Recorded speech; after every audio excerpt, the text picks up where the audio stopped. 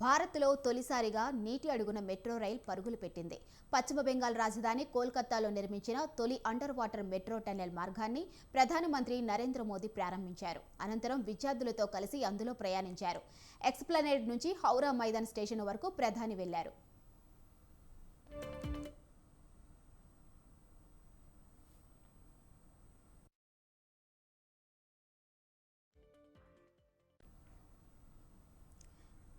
ప్రధాని వెంట బీజేపీ రాష్ట్ర అధ్యక్షుడు సుకాంత ముజుందార్, ఎమ్మెల్యే సువేందు అధికారి మెట్రో రైల్లో ప్రయాణించారు.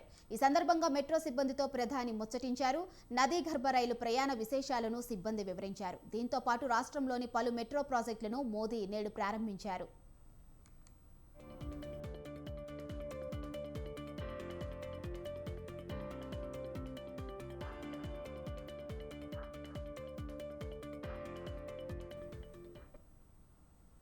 ఇక దేశంలో తొలిసారి 1984లోనే మెట్రో సేవలు మొదలైంది కోల్కతా నగరంలోనే. తాజాగా నీటి అడుగున మెట్రో రైలు పరుగులతోనూ మరో సరికొత్త రికార్డును తన ఖాతాలో వేసుకుంది. Kolkata east west metro corridor కింద దాదాపు 120 కోట్ల వ్యయంతో ఈ సొరంగ రైలు మార్గాన్ని హుగ్లీ నది దిగువన నిర్మించారు.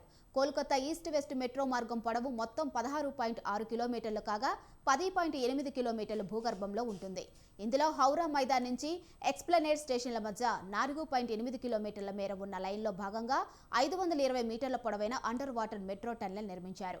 నదిలోని ఈ దూరాన్ని 45 సెకండ్లలో దాటే మెట్రో రైల్ కోల్కతా ప్రయాణికులకు సరికొత్త అనుభూతిని అందిస్తుంది.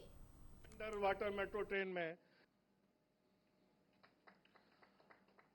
आदरणीय प्रधानमंत्री महोदय द्वारा हरी झंडी दिखाते ही ट्रेन अपनी प्रथम यात्रा पर रवाना।